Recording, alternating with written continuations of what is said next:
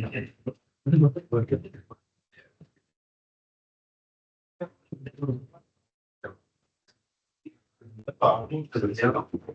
let's start. So our main topic will be user interaction. So now, guys, so today we'll discuss about the user interaction, and most probably already very familiar with the user interaction terms, and most probably you need this term and as a user experience or development of UI, UX. I don't know what is the best name that you already are familiar, but what it is about. Just think about it. User interaction with a system.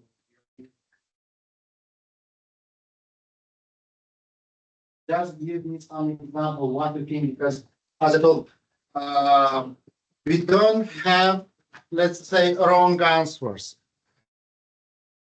Usually answers are the way you are seeing that, like the answer. So now, when I'm speaking about the user interaction, what you think about or how you see that?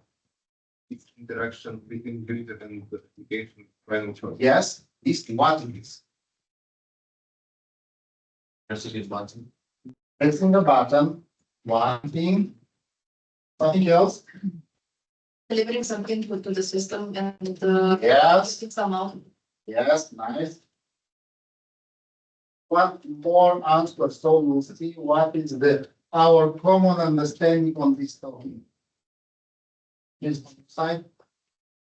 I'm saying you.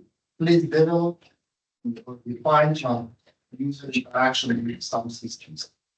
And most probably, let's say, let's imagine that you are developing a project. And most probably, most of the projects on software engineering are related. The most common topic that here we have in our country is about, yeah, probably you hear about the problem, yeah, what it is the way the user is interacting with the system in order to have some information exchange. So I'm expressing my request via some technology. And I have some output of some reporting regarding what system delivered to me, what he's speaking about that, or something like that. So, speaking about the interaction types, we will identify 3 types of interaction. A system could interact, let's say, with the user. It should interact with environment, collecting information from the environment, and also influencing some, making some actions to the environment, and also devices are interacting each other. So all these topics we will cover another during our course. Today we will focus more on the user interaction. That means user, let's say, place some requests and the system is answering with some other, let's say, states, images, I don't know, whatever. Yeah, but what is interesting here is that most probably you already know, of course, the term human-machine interactions. So human-machine interaction could be, let's say, could be different. It depends now what are our, let's say, our ability to express our request. We can, first of all, we can express by a touch, by pushing something. But we see that system already are smart enough to see, even to hear us, yeah, and they can listen our voice, not necessarily to touch it, yeah, or we can even show something. Yeah? So now, what that means? That means that the system should somehow be sensitive to our actions, to gather the information from us, and vice versa. they should make some action or activity in order to, let's say, influence our sensors. So how we perceive the information? By seeing something, by listening, or some touch. Because not everyone, let's say, is so happy to have the property to see. Yeah. So now we have somehow negotiate with the system, or to define a system how we will interact. Now depends on the scope of the system. Most probably I'm seeing well, but my device is in the pocket. How it will interact with me? It can make some noise or some vibrations. So that means it will be the way the system is interacting with me. Yeah. So now we'll have, let's classify them. We will classify interaction and binary interaction. What that means, binary interaction? Yes or no. So it is the lowest resolution of the information we can have. So it's binary. What is the resolution of a binary signal? Oh, no, but what is the number? 1 bit. 1 bit, but what is the resolution for 1 bit? 2. 2. What? Okay, let's see what is the definition of the resolution. What is the resolution? The amount of data. The amount of value per domain of definition. Now, most probably you heard about the resolution. What is the most common domain you heard about the resolution? Image resolution. Yeah. Okay, let's speak about the image resolution. Give me an example of image resolution. Full HD. But what means Full HD? Because Full HD is the name of some standards. Yeah. 19, 20, 20. 1080. Okay, but what that means? Pixel in width. So the domain of the definition now depends, but how big is a pixel? We don't know. And now we can say that, okay, we will have per 1 meter, yeah, 12, 19, 12, or 20, or something like that. Yeah? So now we should define what means for us the size, what is the domain, because we can have pixel per centimeter. This is one type of resolution. Another type of resolution is number of pixels per bit. Yeah, but it's not the same, because look, when we are speaking that we have 10 pixels per centimeter, that means on this centimeter we'll have 10 pixels. Yeah, and now the whole full screen will be like this. Looking from this point will not be enough for me. Yeah, for me it's better to have the full HD or the full HD. I don't know what that means. But now we have to understand what that means, resolution. Okay, the next one, binary arrays. What that means, we can extend our interaction, not to be binary, but okay, binary. I have one button. I will need a higher resolution. I don't want to express open and close, but I want to say, let's say open, stop, close, or something like that. It's a higher resolution. So now I will need many buttons. So I will extend it, and it will have a binary array, yeah, of buttons, 3 buttons. Even that. Yeah. Now we can have this only linear extension or a matrix. Yeah. So digital interface. So we can have another type of interaction. I have a device, let's say like this, and now I have a digital interface. So I'm expressing my by these buttons, but the information itself is sent by a protocol by K, or the ID of the action. It's not necessarily exactly the directly the button, yeah, or standard I/O. So now when I speak about the standards, what it means to have a standard interface. All the devices, all technology that we will use same standard will be compatible. So now we most probably you already heard about the standard input output. So in case I will develop a system that will use standard input output, it will be able to place some messages to the standard output. Otherwise, I will have to develop my own way to send the information. Okay, now another remark, guys, please. In case you are not making calls, please close all your computer. I want your attention on me, so I don't want to impression that you are absent of it. Because otherwise we can just remove it from the list, go away, do your make your things on. So now there's another type of interface, analog interface. What you understand by analog interface?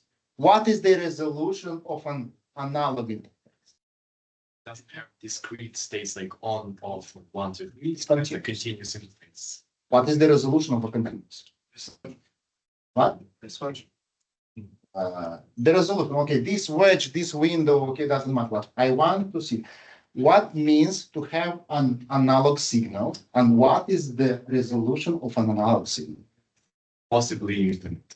Not possible, but for sure it's infinite, because saying that it's something is continuous, yeah, always between two dots, I will have the middle one.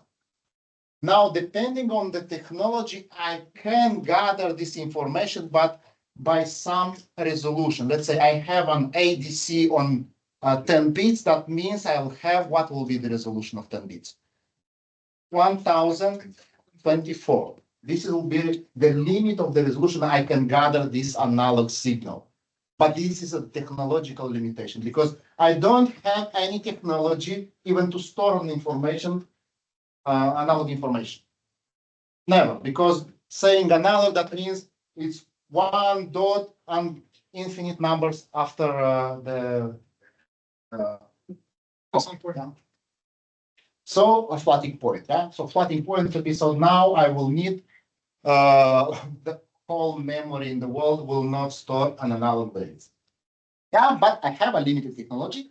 I will cut the last number, let's say after the dot, that I will not need because I don't need so high resolution, because for me it doesn't matter if the resolution will be infinite. So I will cut it at a certain level of precision, let's say. Okay, and other complex devices, that means and others. So now let's go and to start from the in most of the cases when you are thinking or you have this term in mind, user interface, most probably you have in mind some terminals, that means a keyboard and display. In most of the cases, the way you are using, let's say, technology interface, you are using keyboard and display. Okay, in most of the maybe 90%, maybe 80%, yeah, because somehow nowadays is changing, but let's see the evolution. This computer is from, let's say, 80, something like that, 89, 80, I don't know. This, but let's see the evolution. We have it from the yes, from 90, from 2000, 2010 and 20, and we see that nothing changed. Why? Or not too much things change in the way we are interacting with a personal computer. Why? It's efficient to communicate with them like that. It's efficient. Why? So now I could say, I will try to say a joke. I don't know if that will be the best one, but in Russian will be "у обезьяны толстые ноздри, потому что у нее толстые пальцы." Is that, as I told, that we adapt technology to our parameters. Yeah. So in case I will make these buttons, let's say, smaller, it will not be so easy to type. Yeah, in case they'll be bigger, that means it also will not be so easy. I'll have to play, let's say, around me to find the button. So usually it's like a size of a finger, how we put it is. So it's a kind of 1 centimeter on something. Always, it is the best way. And now you can see that in case you have a smaller PC, I don't know, did you ever try a netbook? Did you try, but you see that better to have some normal keyboard. Yeah, because it's I don't know, it's horrible to write on a netbook because it's very small. Library. BlackBerry phone is another way because it's designed to have 2 fingers. And now it is very interesting because now let's see why the keyboard, we have the keyboard QWERTY. Do you know the history of the QWERTY? What is the history? Why the QWERTY is QWERTY? It was made for typewriters so that Yes. the kernel letters were apart so that they didn't jam. Yes, and usually I'm using left hand, right hand, left, right hand. This way was the fastest way to type. So the arrangement of the case was according to the sequence of case that I have to press. Now, when I'm speaking about the computer, I'm not pressing anymore 1, because for the typewriter, they should press to put some force. Now it's enough just to touch keyboard. And from this point of view, most probably you'll hear about the Dvorak keyboard. Because I can make some, let's say, press from by 1 hand, 3 letters in a row. So now it's better, but yeah, it's not so easy because I already know the QWERTY. This is why for me, for example, it's not easy to change. But now let's go back to the BlackBerry. It came back, but because I have to press one button, another button, try to press buttons in a row with the same finger, it will not be easy. So for the BlackBerry, it's better to use QWERTY. For blind typing, better to use Word. Yeah, but you have to learn that. So what is the best way to interact? The way that I know. This will be the best. Same for the screen. Let's analyze the screen. Why the screen is so high? So this size. Most probably here we have a technology limitation. Higher is more expensive. But let's see here. Why it is this width? Why it's not bigger or smaller? Or let's say for the personal computer, not for this one, because this one has to be somehow not so heavy to be able to carry, to not have a big bag. Yeah, but why we have this size of this? Because we have a field of vision that's limited. Yes, because of the vision angle. So most probably you will see something like that, yeah, because in the evolution I will have, but I will not have such screen, but it will be rounded. Why? Because I will have the impression that I'm ощущение присутствия. Yeah? So now, but now I have on my table 4 screen, most probably, or some of you have seen, yeah. But did you ever try to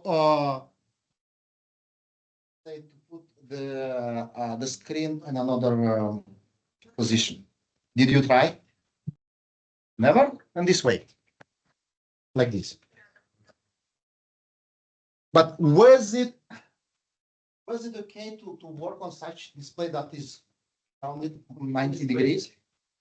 It was somehow okay because I have many codes on the same, but for me it was not so let's say it was very exhausted because I start to have some neck ache. You know? Why? Because humans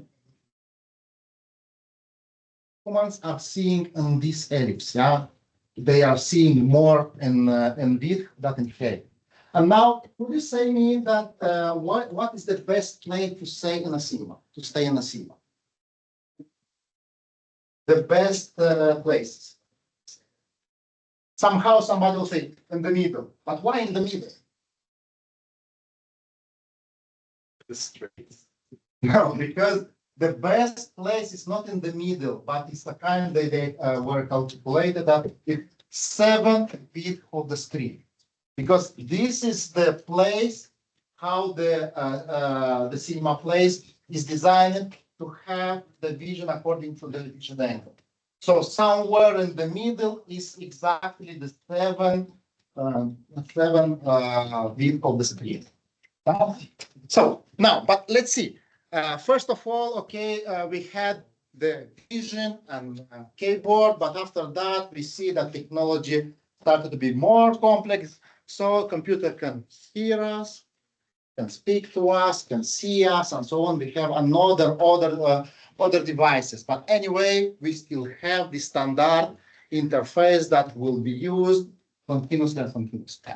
Why? Because the most common way for us is to touch something, and the most common to understand something is to see that.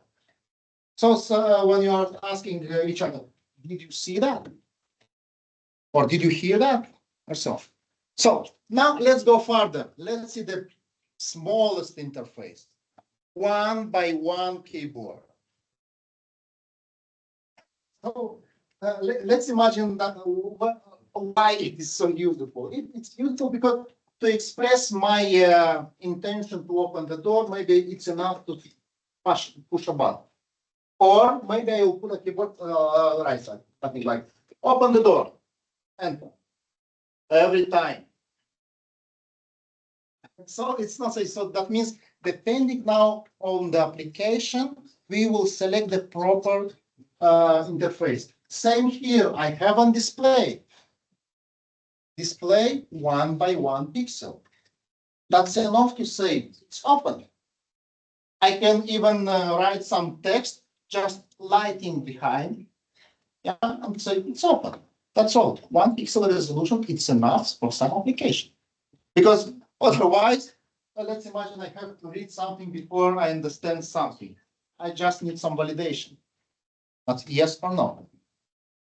Yeah, no, but not always. Now let's see, for one button, I will need one wire here, for two buttons, two wires, for three buttons, three wires, for one number of K, I will need 100 wires. So I'll need more hardware support for every single keyboard. So now sometimes it's easier or to reduce the cost is better maybe to transfer some complexity from the hardware to the software. So now what I will do here, I will try to send some information here, and in case I will have here a short, I will detect that the information will come from here to here. Just it will be a kind of scanning the keyboard. For one, from 1 to 4, send 1, receive it here. And now depending where it will be, let's say 0, 0, 0, 0, 0, 0, 0, sending here 1, I have a short, I will have 0, 0, 1, 0, 0, 0, 1, 0.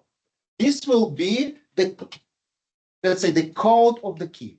I will scan. Now, for 100 buttons, I will need only 20 wires. It will be cheaper. And now, did you ever look into how the keyboard is built?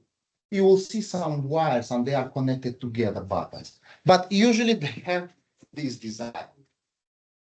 Okay, for 100, I will need 10 by 10. Maybe even more because I have more than 100, 110, or 101 or something like that. But yes, this is the design. So now why? This is the technology. This is the design, yeah, and this one is. Same for the pixels, yeah. I can light one LED, but what I will need more pixels. Okay, for one LED, I need one wire, for two wires, for 100 wires.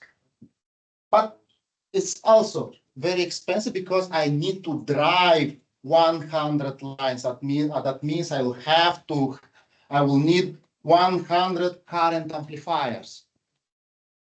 So now what I can do differently. I will put this kind of matrix, yeah, saying like this: LED will light when I'll have here high level, here I'll have low level. Current will go through this LED. Yeah. Now having this here 0, here 1, it will light. In case I want this one to light, 1. Here I will have 0. I will have this only lighting. Everything else will be off. Yeah. Everything 0. Everything 0. Now 0 here, 1 here. Now, in case I'll need those two LEDs, what they will have? 0, 1, 1. Two LEDs. What I will need those two? 1, 0, 0. Now let's see. I want this one on, this one on, this one off, this off. So for this one on, I'll put on. For this one on, 1, 0, 0. But one thing, in case I would like to have this one, I'll have those two also lighting. What to do? And now let's see, because let's try now. Okay, now is the perfect time for an experiment. Just try to look at the window and close your eyes. And you'll see that your eyes memory still memorize something. Okay, first of all, it is a high level, but after that, it somehow it's stingy. Okay, so now what I can do, I can ignore everything else and make a kind of like a photo, yeah, blitz. Only this column. I will put it here only once. 1, 1, 1, 1. I will have here high level, it will be off. Only this one I will have on. I will activate the column. Flash only first column. And I know that my eyes will memorize for a few milliseconds this pixel. So after that, next one. So what I will do actually, I will draw the image on my eye. Got it here? So that means I will have just flashes and it will draw me, but it will be very fast. So now what will be the frequency? Usually they demonstrated that usually 50 hertz is enough to not see any changes. Even 25 hertz. Most probably you know that you heard about the story. That's it. Yeah, it's something that you don't see the change, but somebody for a short period. Okay, but for 500 hertz, you will not see any difference. So now I'll have to draw the whole image 50 times in a second. So that means every 50 times in a second, that means one image in 20 milliseconds. So now in case this display is small, it's easy. Now in case I will have a bigger display, full HD, it will not be so easy because the flash will not be so strong, let's say. And now we can just split the image in many images and we'll have many displays. Just a part of the image will be displayed. But this is about how the user interaction or user interface is built. But what is the most important? We are adapting the technology to our way of perception and our way to act. Even let's go closer to your domain, let's say on the front end. And let's say that we are developing a mobile application. I'll put the most important button easy to access. Yeah, it has to be the size of a touch. In case it will be too small, then what will? I will not be able, let's say, in case I have not so good, I have problem with my eyes, I will not see what button to press. Imagine that your keyboard QWERTY will be so small that you will not, you will miss your case. Yeah, or it could be so big so it will not be enough place, let's say, for the output. So now always you are adapting according to your perception and according to your way of acting. So same for here, we have an LCD, actually how the LCDs work. And most probably you heard about the polarized light. What that means? The polarized light is oscillating in one plane. So usually most probably heard about glasses and anti-blink options. Why? Because usually here I see the oscillation on all direction. I will filter everything. I will see only but it will be not so big, let's say. So now I will use this property to build some screens because I will put some polarizing two polarizing films like this, one after another. Moving them, I can close the light and open the light. So closing light, open the light. Now we also have some liquid crystal that has a property when I'm pumping, let's say, some charge inside, it will be polarized in one direction. Extracting, it will go another way. So now what I have to pump and extract the charge so I can move, let's say, the direction of the polarization of this liquid crystal. So what I can do, I just will pump, extract, and put some color filter so it will open, close the windows. So I will have the image in RGB.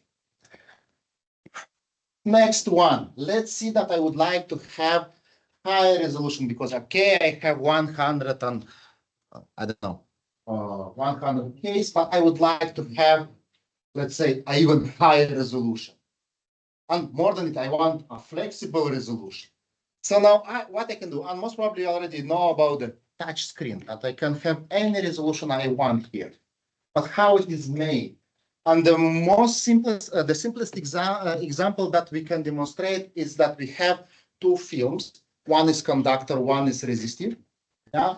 And now having a short in the middle, that means I will extract the value of the voltage from the middle. So in case I have 0 volts, 5 volts, in the middle I will have 2.5. Now moving this touch upper or lower, I will extract the voltage for the cells from the certain point of this variable resistor. So now the analogic value will be the coordinates on the y. So I can do the same for the x. So I'll have two wires and they will have coordinates. Now, in case the coordinates is in the some boundaries, I can validate it. This is the button number, I don't know. This is actually how the resistive touch is working. Same way is for the capacity. Yeah, but which of them is better? These two can only do one touch at a time because you can't. Yeah. And it also needs force to push. Force. Capacitance, it's checking the fields or is measuring the fields. We can make even many touch, but it also reacts from other external fields. Now, when you use such touch, let's say in a room where you have a lot of different nature of the fields, let's say the flooring manufacturer where you are building manufacturing carpets. So because of the friction, they have a lot of fields, static fields there. So most probably touch could behave and not in an unexpected way. So there is better to have touch. More than it, in medical devices, is safer to have something like this where you express your touch by mechanical push, because imagine that because of some static fields, something will be activated. And imagine you try to by a scroll or by a button to press some button, how many drugs to insert on your injection. Yeah? Instead of 10, it will be 100. So for the medical devices also, and some application, better to have something like this, or even better like this. Yeah, so now what I want to mention that we are adapting according to the application. We don't have some universal method to develop some user interface. But what about that? So we see what we see here. We see a keyboard and display for blind people. They can read that. Maybe we not, but they can. They can feel the text and they can, any ASCII code can, by keeping in mind, let's say by memorizing codes, they can write, so they can chat. Okay? So now another one. Imagine that you have, let's say, most probably you play the game Need for Speed. Imagine that every car will have WASD buttons, and you will try to move your car by this button. It's not the proper user interface. Better to have something more specific, let's say analog way to express your request. Or let's say, or this Macaracus crane.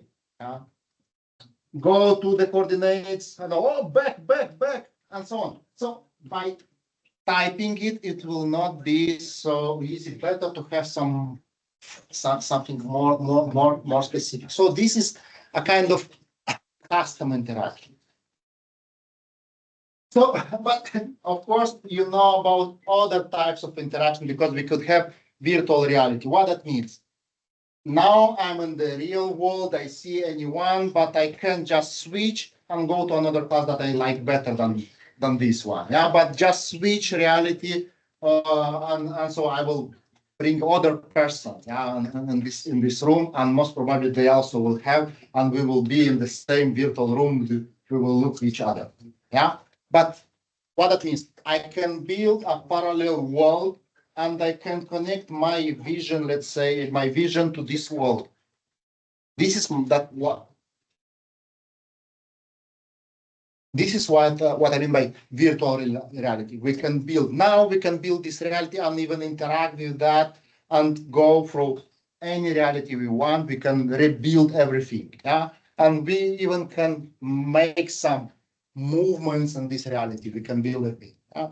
So now another way is augmented reality. We can see the reality and I can interact with this part by, let's say, automatic counting or draw the way to the treasure, let's say, or something like that, or to catch some Pokemons.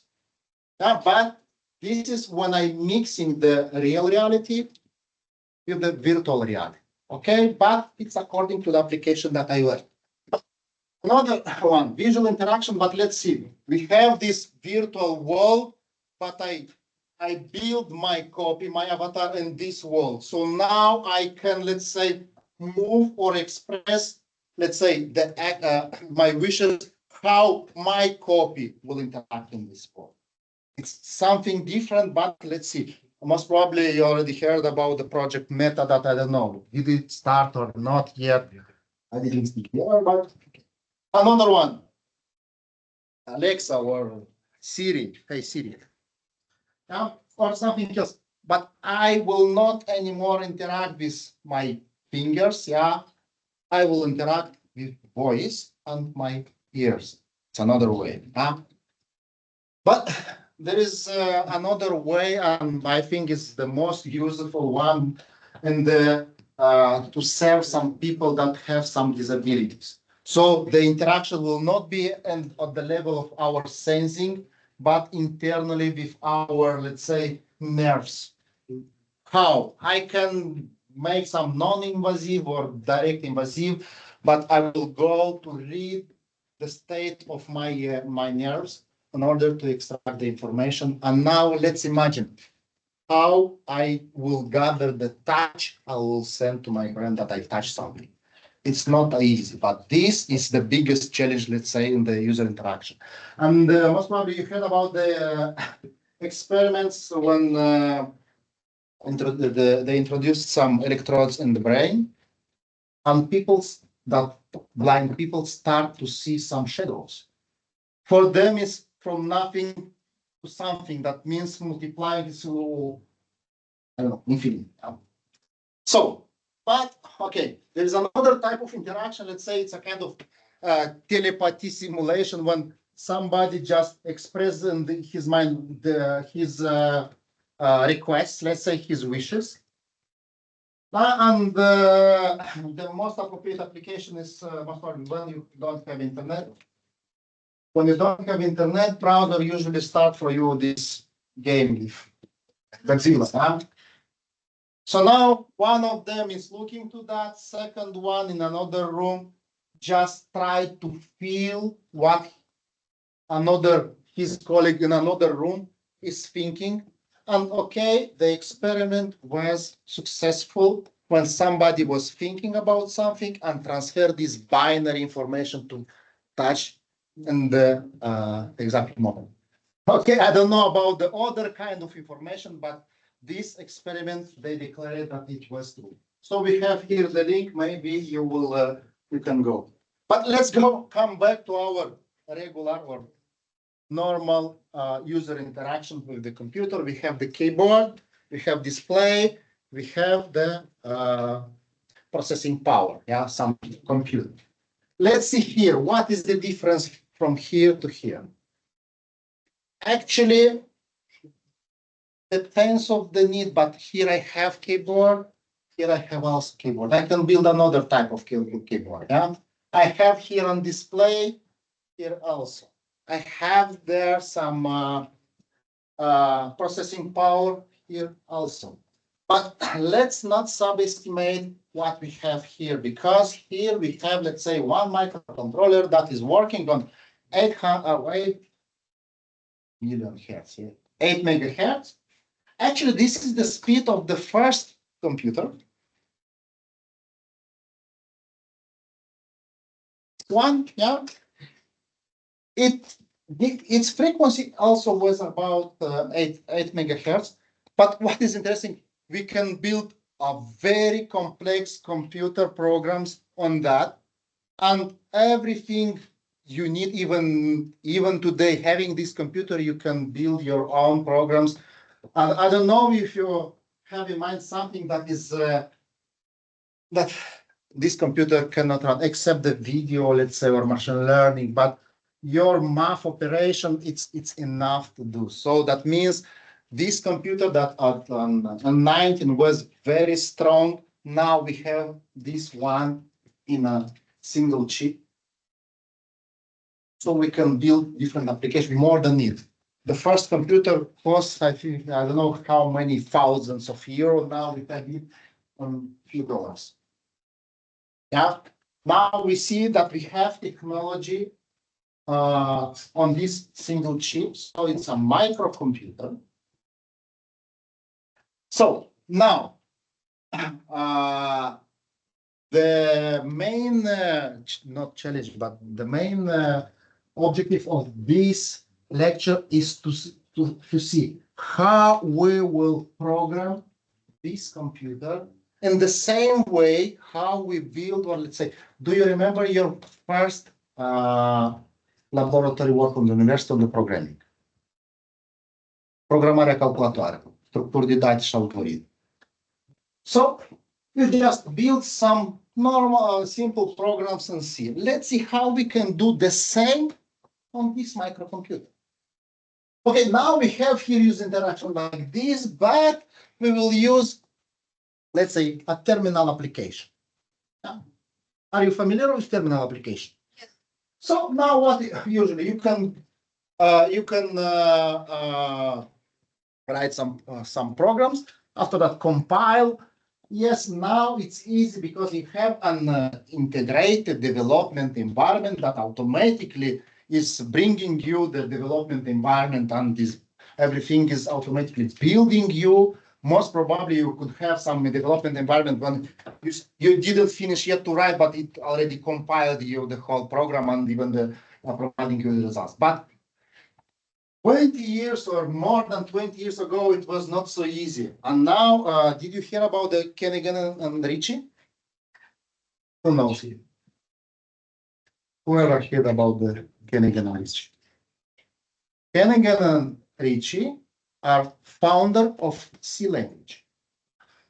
Yeah, and one of the, if you read their book is about 100 pages for the language standard. Everything else, another few hundreds of pages, is regarding some library, standard input library, and so on. But the standard, the language, let's say, itself, it will take about 100. I recommend to all of you, and you'll see that you will discover a lot of things about this simple language, one of the most powerful language, because let's say everything started, let's say every system started to be programmed first in C. After that, even the Python, let's say, yeah.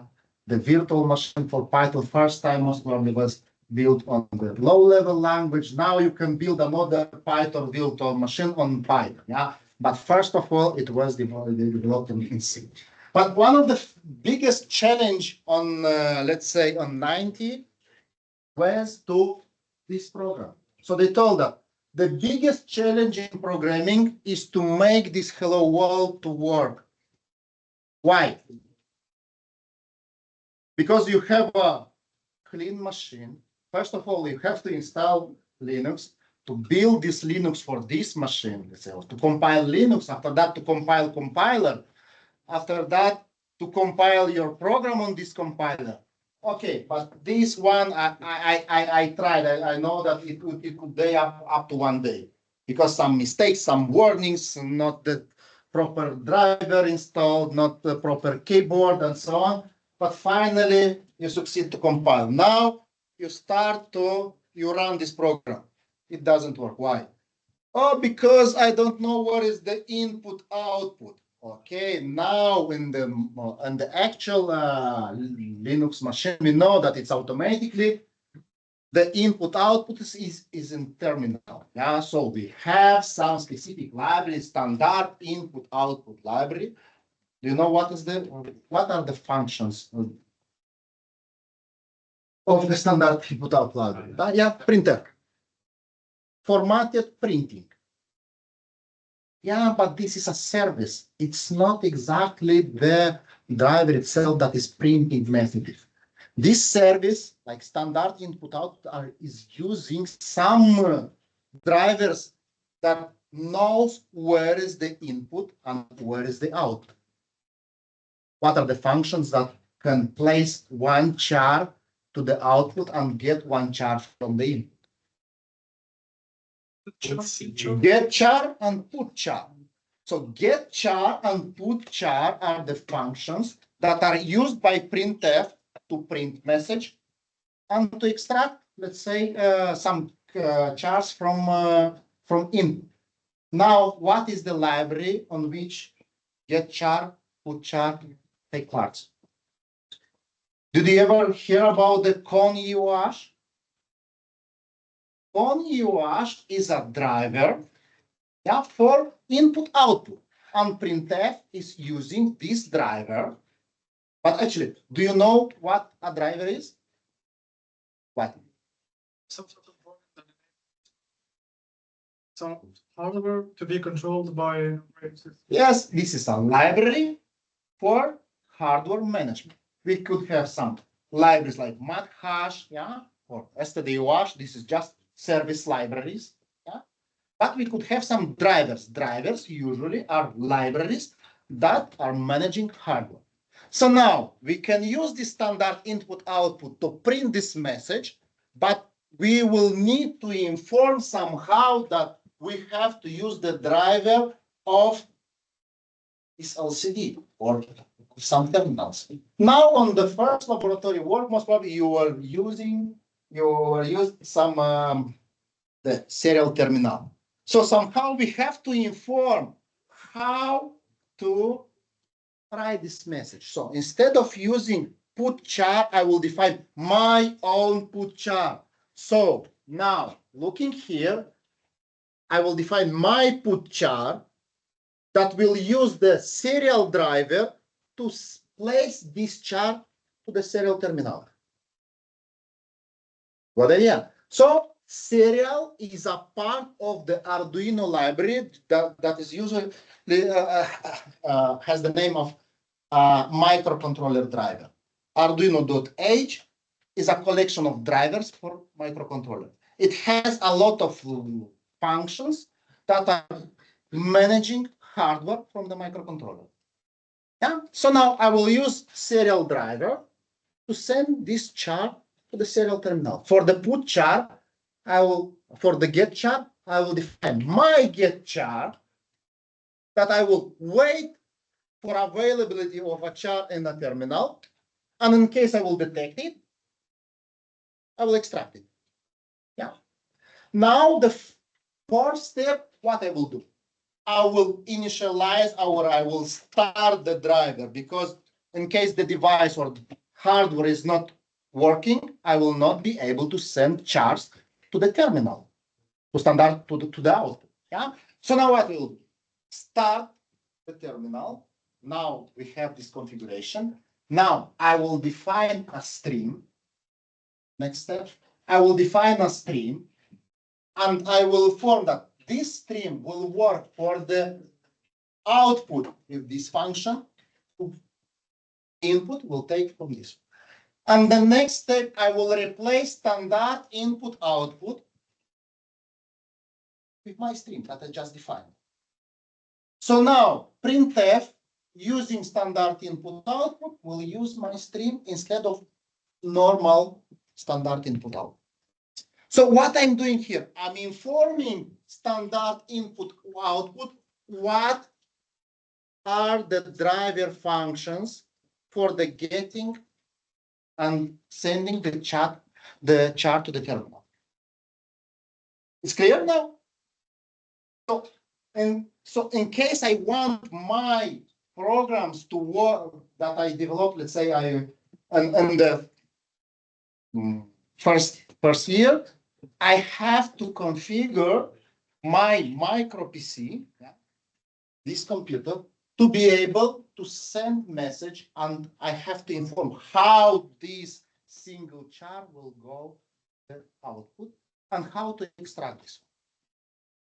So now from this point, I will have a terminal application. I just have my computer, send it here, and remotely I can access via the terminal to make some remote or terminal operation to write my programs. So now from this point, all my applications or all my programs from the first year, I can test on this microcomputer. Now, let's go to the architecture. So now we will have microcontroller. Now to drive the microcontroller, I will have some peripherals. So I'll have Arduino H maybe, yeah. And now I will have also a driver for the serial interface. An Arduino H, an Arduino I will have.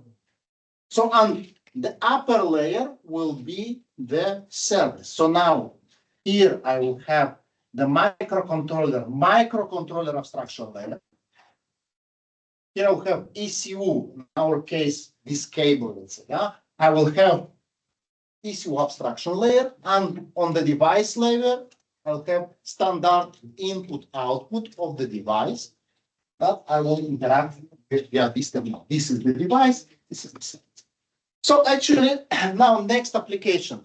Now let's try to link this input and this output to see, could we connect one single button interface and one LED button interface to the standard input output? Is it possible? Yes, because I have to inform standard input output what is the driver, how to get information from this button. And I have to inform how to send a char to this LED. The simplest way, how many chars I can take from here, from this button? Number one. Yeah. On LED, how many chars? Space 1, 2 chars. Yeah. So 2 states. Here I can detect one press. Here I can send two states, 0 and 1. So it's the same way. We have the template for configuration for standard input output. So now I'll have to include the service standard input output to include or to define a driver for LED, a driver for the button. I will define how the chart will be interpreted. In case I will send 1, it will switch on LED. In case I will send 0, it will switch off. Everything else just will be ignored because I don't know such characters. For the button, I will wait until the button, wait until key pressed. Most probably you know this function, yeah, but I will wait until the key will be pressed, and in case it will be pressed, it will return the ID of the key. Yeah. So now here, the step number 4, I will initialize the driver for the button, initialize driver for the LED, and defining a stream where I'm informing which function to use for extracting information and send information. Everything else is the same, replacing standard input output with my stream. And scanf, I will scan the button. I will catch here the button. Now, if the button state is 1, I can toggle it or just printf the 1 or 0.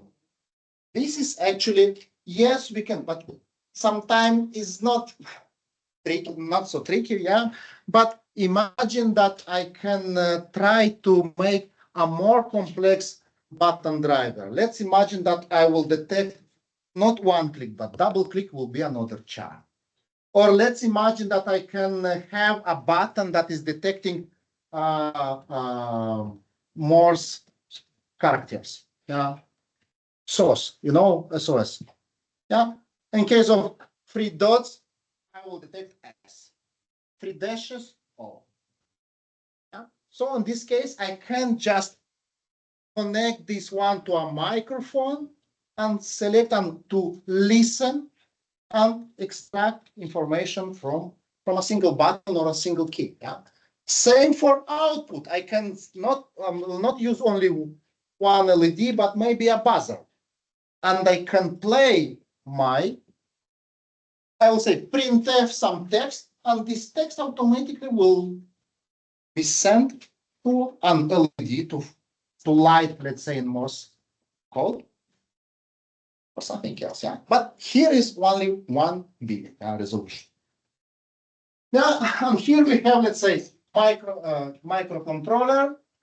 Microcontroller driver is Arduino. Button LED are electronic components. I have electronic components driver. Yeah, ECU abstraction layer.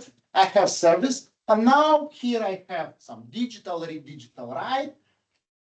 Get button and get button LED in or LED set will use digital read, digital write. So we'll use different layers.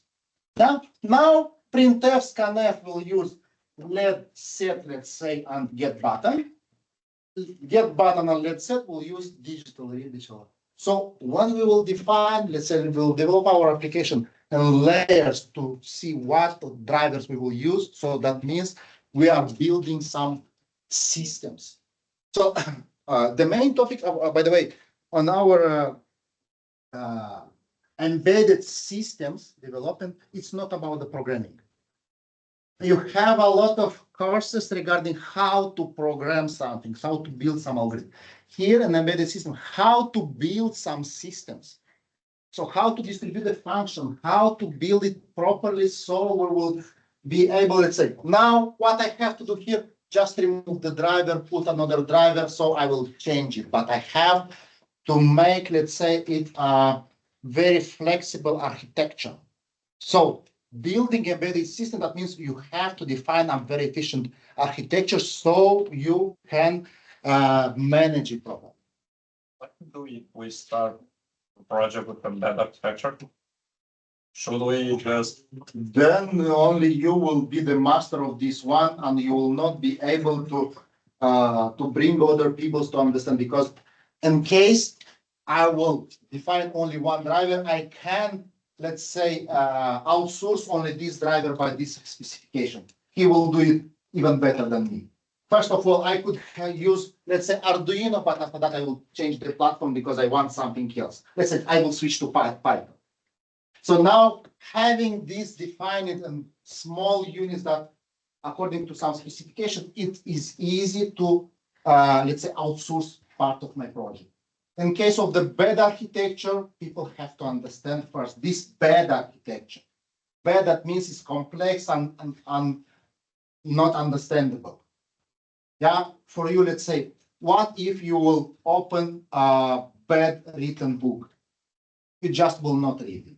Now, better to find something that is more clear. Is the So same. even though it would be harder to make, Yes, there is a way because we are using that system out of context. We just put a boundary, just define interface and don't look inside. Just say this is system out of context. My context, I will continue to build on a new approach. And part of the functionality, maybe sometimes I will transfer to my good architecture. Yeah, but usually we are defining it because they are an automotive, let's say BMW is coming, their own library, built-in library, they don't want to give us access. So we are defining this is system out of context, and we are using only the interfaces. Yes, there is, let's say, not always we have the same. But let's come back to our micro PC. What we'll do in this case, same way. I will include driver library for the keypad that I can find on Arduino community. I will include liquid crystal LCD driver. After that, I will define my put char to inform the system how to print this char on the LCD. I will have my get char that I will make, let's say, possible to extract a key from the keyboard. I will connect it to the stream. Yeah, replacing standard input output. So from here, scanf, I can just scan this message. Please, you'll have on your LCD, please introduce the key pass. By the way, this is the second part of the first laboratory work. Lab 1.2 is you will have to do the same. This is lab number 1. This is lab number 1.2. But as I told, please take a look into the constraints, because as I told, for me as a system engineer is more important that you have a good approach, that you have to structure everything. You have to define this architecture, and only after to distribute the functionality and small pieces. Yeah. And most probably you already seen some videos shared. You can see that most probably even for this application, for serial, no, for this one. Yeah, this solution, but it was built, let's say, this solution was put apart in a separate file as serial STDIO service. Okay. Service for standard input output. Yeah, for serial standard input. The same I just will replace with a service for LCD standard input output. So I can just move, let's say, replace the service that I will use. So I just will include my input output library. So it will redirect to anything else. So you can define many services depending on your peripherals, but the main application will remain the same always, because you'll be abstracted by the standard input output service. Everything else just remove, put another. This is the approach that I want that you will follow on all your laboratory works. More than it, I have many examples. Maybe I will place other videos. All laboratory works I recommend to develop in the same project. just add new components, new units, and connect them together. So that means you'll have a flexible system. You'll have, let's say, reuse, because in the first laboratory work, let's say, on this laboratory work numbers there, you develop, let's say, a LED driver, and you can use it in all your application, just include the driver. Or a better architecture approach, always to rewrite the same code, yeah, and tons of code. So now, as I remember when I recorded this video, the first video was 1 hour, after that 30 minutes, after that 30 minutes. The last one was about 20 minutes to develop a system. Because why? Everything else was already defined and was built in the same application. And when I will post it on the else, you will see that more you develop, less will be to adapt to the new requirements. And more than you, every time you have something new in mind, you will just develop the same driver, adding new features. Because in the first version, I have only one button.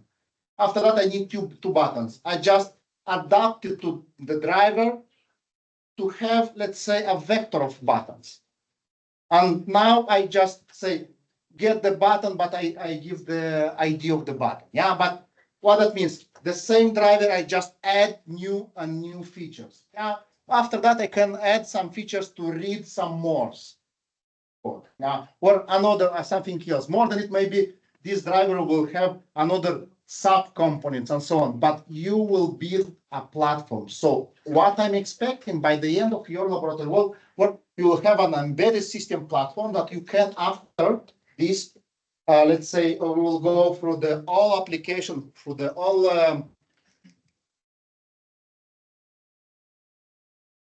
components. We will develop drivers for sensors, for actuators, for user interaction, and so on. So after that, you'll have just a collection of drivers, and the level of application, you'll say, I need some temperature. Yeah, in case temperature is higher or lower. So now you will be able, after you will be able, just according to the requirement, to follow at the application level. So now you will build on your laboratory work this platform and many simple applications.